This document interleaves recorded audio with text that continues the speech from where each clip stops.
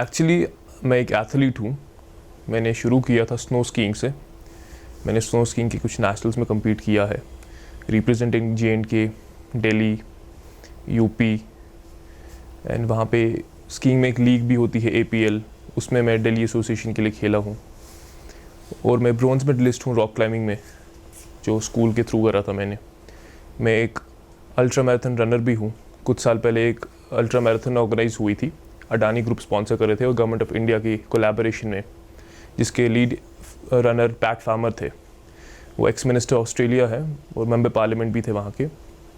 वो शुरू हुआ था मैराथन कन्याकुमारी से कश्मीर तक के लिए। तो फिर टूरिज्म डिपार्टमेंट ने हमको स्पॉन्सर करा था। कुछ जो टॉप कुछ एथलीट्स थे उनको लेके गए थे। तो हमने उनको एस्कॉर्ट करना था जवाहर टनल से लेके निशाद बाग तक, जहाँ पे इसका फिनिशिंग पॉइंट था। मैं एक माउंटेन बाइकर भी हूँ, जो माउंटेन बाइकिंग एसोसिएशन है, मैं उनका फाउंडिंग मेंबर भी हूँ और एग्जीक्यूटिव मेंबर भी हूँ और काफ़ी पहले से जुड़े हुए हैं। ये मेरा स्पोर्ट्स का था।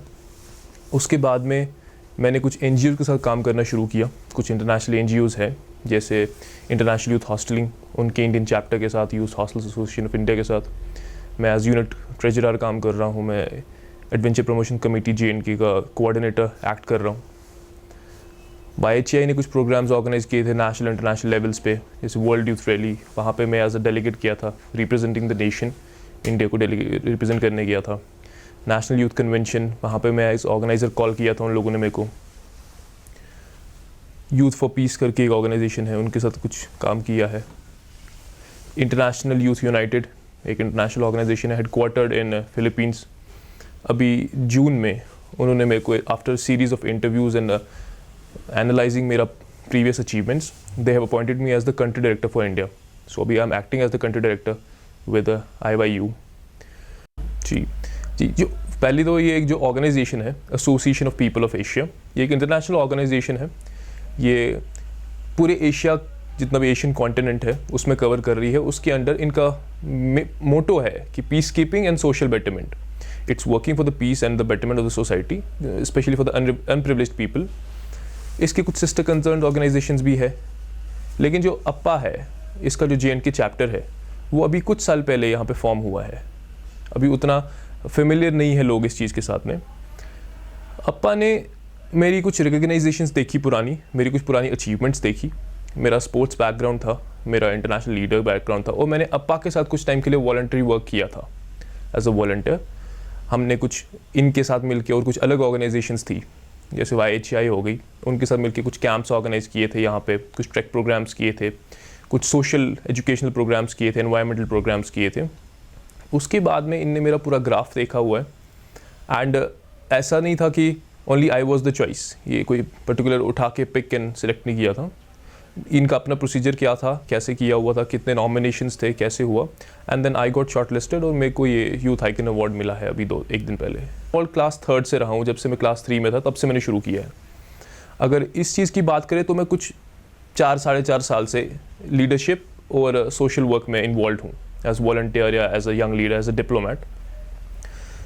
तो ये 4 साल इनिशियली तो स्ट्रगल ही रहा है, क्योंकि एकदम नया जोन था, यहाँ पे एक्सपोजर हमारे पास बहुत कम। स्पोर्ट्स का फिर समझ आता है कि चलो sports is not so difficult assignment to do, but लेकिन अगर आप एक टोटली डिफरेंट सेक्शन में जा रहे हैं, एक यंग लीडरशिप के सेक्शन में जा रहे हैं, या फिर किसी एक इंटरनेशनल NGO के साथ काम कर रहे हैं, और आपके पास यहाँ पे ग्राउंड बनाना पड़ता है, आपको एक बेस क्रिएट करनी पड़ती है, तो दैट वाज डिफ़िकल्ट।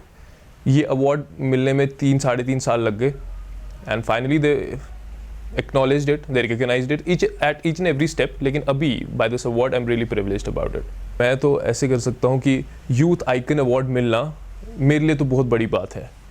मैंने ये सब चीज़ें न्यूज़ में देखी है, अखबारों में पढ़ी है, लेकिन अभी अगर मेरे को डेजिग्नेट कर रहा है एक इंटरनेशनल ऑर्गेनाइजेशन का एक चैप्टर मेरे को रिकॉग्नाइज कर रहा है, मेरे एफर्ट्स, मेरे अचीवमेंट्स या फिर मेरी जो भी इन्वॉल्वमेंट है उनको वैल्यू दे रहा है, and it's paying me as a youth icon, तो मेरे लिए तो बहुत बड़ी बात है। तो आपने एक्सपेक्ट किया था आप ही को अवार्ड मिलेगा? नहीं, टू बी ऑनेस्ट मेरे दिमाग में शक था कि मेरा नाम फाइनलिस्ट्स में नहीं आएगा शायद, क्योंकि मेरे को पता नहीं है एग्जैक्टली कि कितने नॉमिनेशंस हुए हैं, कितने फाइल हुए थे।